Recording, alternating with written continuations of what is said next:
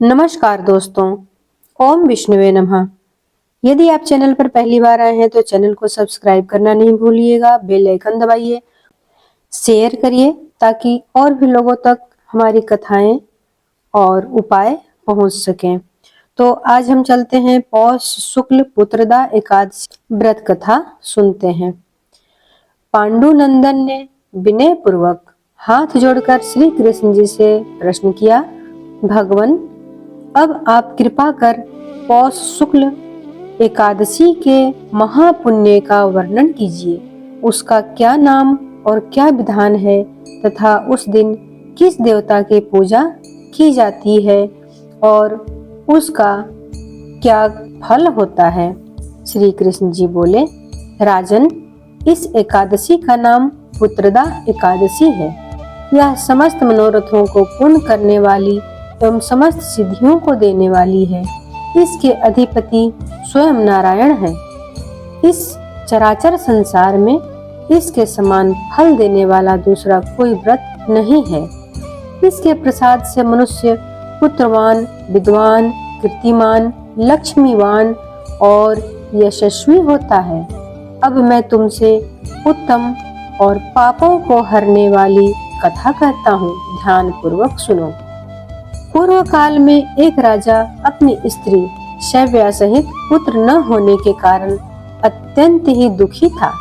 उसके पिता गर्म अश्रुओं से सिंचित किंचित पिंडोदक का पान करते थे। वे सदैव इसी शोक से संतप्त रहा करते थे कि इसके आगे हमें कौन पिंड दान देगा। इधर राजा को पुत्र इच्छा की तरफ से दिनों दिन निराशा ही निराशा दिखती थी। उसका इस प्रकार का संताप एक प्रकार से ठीक ही था, क्योंकि बिना पुत्र के सचमुच ही मनुष्य का जन्म निरर्थक है। जिसके पुत्र नहीं उसके कुछ भी नहीं, क्योंकि बिना पुत्र के देवता, पितर और मनुष्य किसी का भी ऋण परिशोधन नहीं होता है। अस्तु मनुष्य को पुत्र प्राप्त करने की युक्तियों में सदैव ही लगा रहना चाहिए, क्योंकि संसार में वही भाग्यवान, गुणवान और कीर्तिमान है जिसका घर पुत्र रत्न से परिपूर्ण है। ये ही नरश्रेष्ठ आरोग्य, संपत्ति और कीर्ति के अधिकारी होते हैं। यह सिद्ध है कि पुत्र पौत्रादि पुण्यवान को ही प्राप्त होता है। संपत्ति, विद्या, लक्ष्मी और त्रैलोक्य की कुछ भी श्री उसे दुर्लभ नहीं है। इस प्रकार दिन रात की चिंताओं से त्रास पाने के लिए राजा ने यह निश्चय किया कि अब मेरा शरीर धारण किए रहना व्यर्थ है। किसी प्रकार इस शरीर का त्याग देना ही श्रेयस्कर है, परंतु आत्मघात करना महान पाप है। इस प्रकार के विचारों में पड़कर वह एक दिन चुपचाप अकेले घोड़े पर सवार हो वन की ओर चल दिए। इस प्रकार वह वन में पहुंच नभ में उड़ते हुए पक्षी एवं चारों ओर लगे हुए सुंदर वृक्षों के प्राकृतिक सौंदर्य का अवलोकन करने लगे। वहां पर कहीं तो अपने अपने निवास स्थान से निकलकर मृग झुंड इधर उधर चौकड़ियां भर रहे थे। कहीं व्याघ्र, वाराह, सिंह, वानर, नीलगायें, शासक, सर्प और जंगली हाथी अपनी हथिनियों के साथ क्रीड़ा कर रहे थे। किसी तरफ श्रीगालों की ध्वनि थी तो किसी ओर से उल्लुओं के कर्कश नाद सुनाई पड़ रहे थे। इस प्रकार वन की शोभा देखता और वन पशुओं के शब्द को सुनता हुआ राजा वन में घूमने लगा। घूमते घूमते उसे दोपहर हो गई। उसे भूख और वियोग ने सताया, परंतु वह आगे ही बढ़ता गया।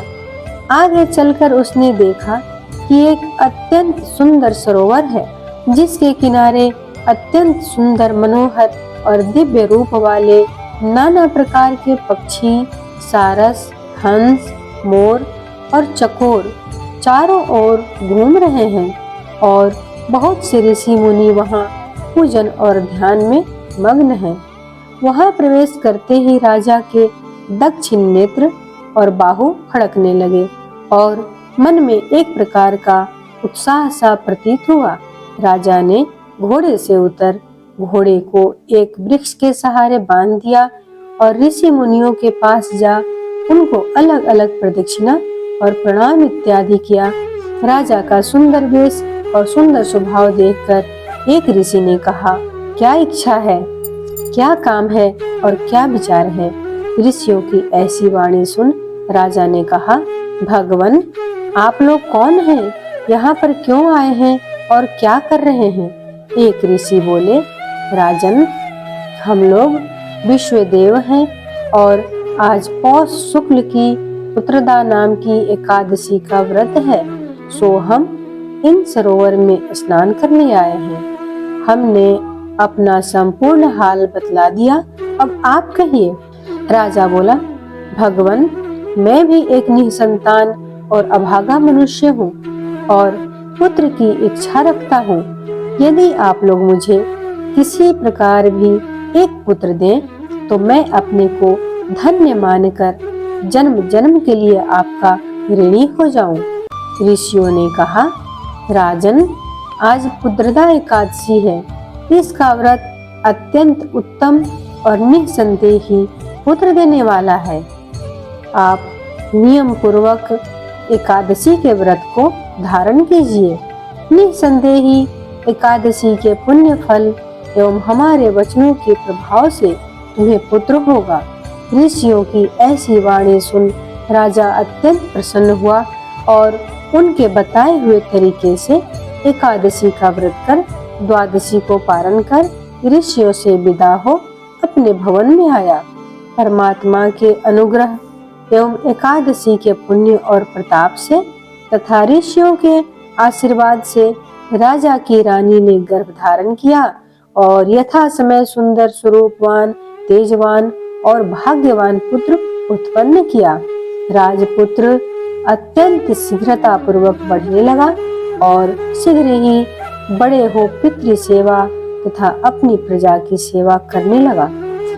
इतनी कथा कह भगवान कृष्ण ने कहा, राजन, इस एकादशी का व्रत जो लोग करते हैं उनको अवश्य ही पुत्र की प्राप्ति होती है और वे इस लोक में नाना प्रकार के सुखों का उपभोग कर अंतकाल में परम पद को प्राप्त करते हैं। जो लोग इसकी कथा को कहते हैं एवं भक्ति पूर्वक सुनते हैं उनको सहस्त्रों अश्वमेध करने का फल प्राप्त होता है। आगे माघ कृष्ण पक्ष की षटतिला एकादशी का व्रत कथा का आनंद लीजिएगा। प्लेलिस्ट में जाकर आप उस कथा का श्रवण कर सकते हैं। ऐसे ही रोचक कथा और अध्यात्म से जुड़ी हुई सारी जानकारी आप लेते रहें। मेरे चैनल से जुड़िए, सब चैनल को सब्सक्राइब करिए, लाइक करिए, कमेंट करिए, शेयर करिए। धन्यवाद।